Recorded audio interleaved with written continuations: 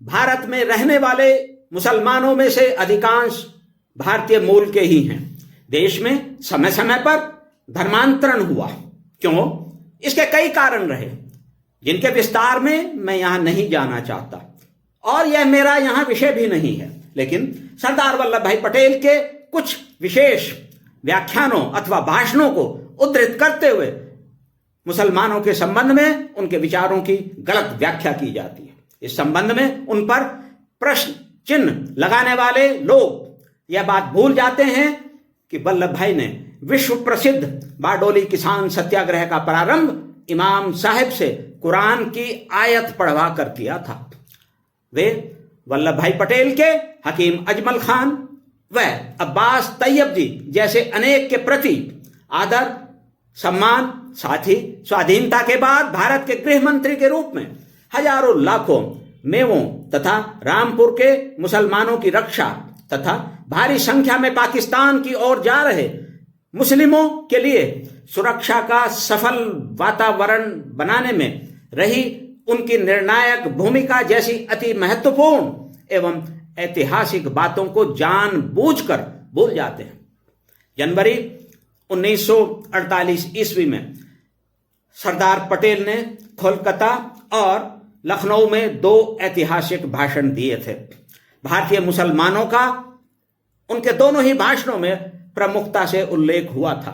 कोलकाता में सरदार पटेल ने मुसलमानों के दिल से भारत देश के प्रति वफादारी पर प्रश्न चिन्ह लगाया था, जबकि लखनऊ की जनसभा में उन्होंने हिंदुस्तान में रहकर भी पाकिस्तान के प्रति प्रेम रखने वाले मुस्लिमों से प्रश्न किया था। उन्होंने स्पष्ट रूप से यह कहा था कि 2 घोड़ों पर सवारी नहीं हो सकती। जो ऐसा करने की इच्छा रखते हैं उनमें से हर एक को भारत छोड़ना होगा। उनकी चेतावनी भारत में रहकर पाकिस्तान के प्रति प्रेम और सहानुभूति रखते हुए देश की एकता और अखंडता से खिलवाड़ करने वालों को थी।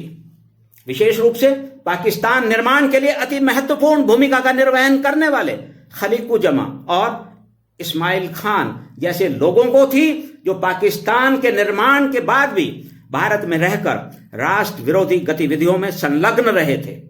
साथ ही भारत में रहने वाले मुसलमानों से देश की एकता और अखंडता साथ ही सुदृढ़ता के लिए साथ मिलकर कार्य करने का उनका आह्वान भी था। सरदार पटेल के लिए देश की एकता और अखंडता सर्वोपरि थी। उनके भाषणों की मूल भावना यही थी।